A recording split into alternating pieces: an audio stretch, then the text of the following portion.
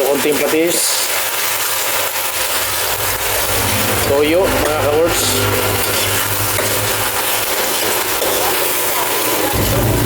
Wow, masarap.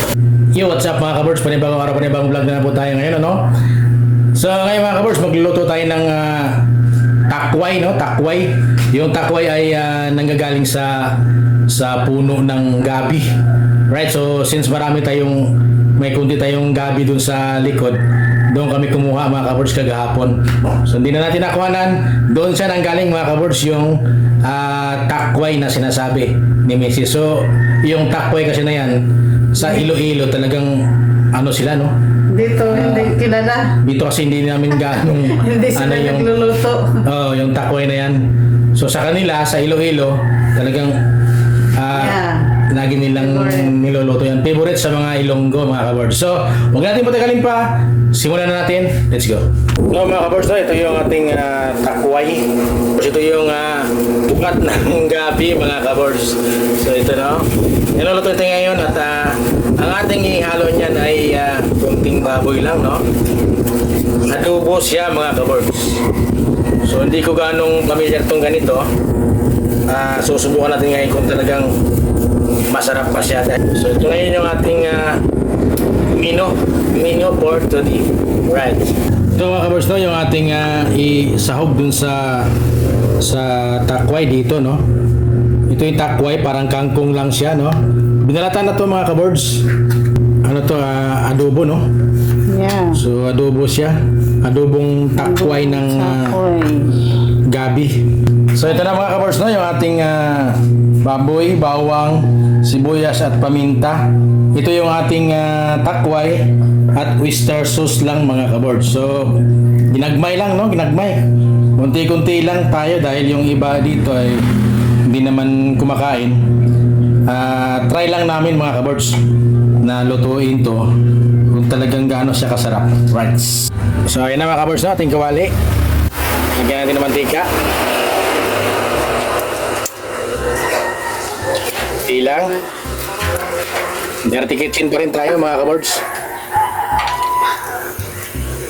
Isahin lang natin yung ating bawang at sibuyas.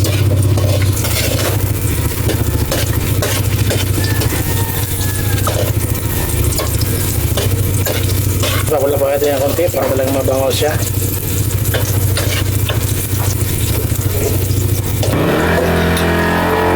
Kailan natin yung baboy.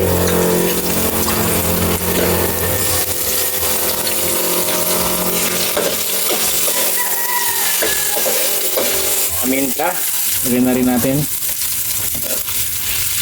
Tapos palambutin na lang natin ito mga ka-birds. Diyan sa mantika lang. So since may mga taba-taba siya, yan na yung gawin nating pampalambot mga ka-birds, right? So ito na mga ka-birds, no? Pinaitim-itim natin para talagang mabango siya. Kahit lagyan natin yung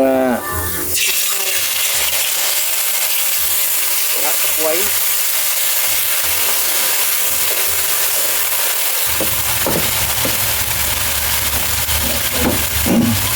Lagyan natin ng isang oyster sauce. Konting patis. Toyo, mga ka-words.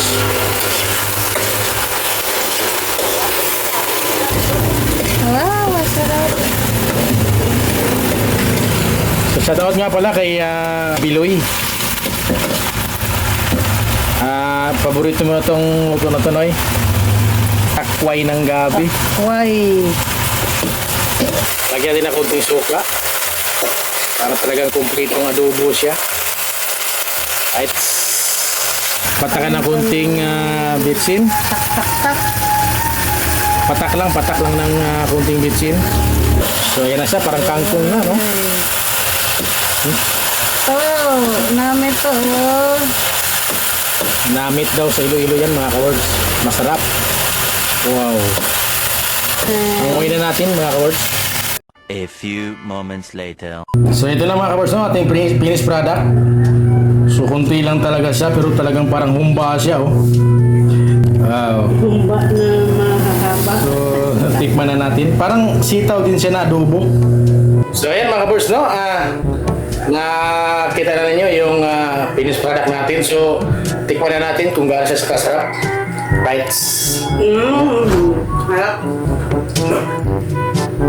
Tumba na takway. Adobo mga kabars.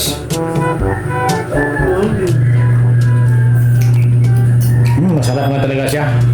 So, ayan o. Maraming pong salamat sa lahat ng nakapanood ng mga video. Hanggang dito na lang. Bye-bye.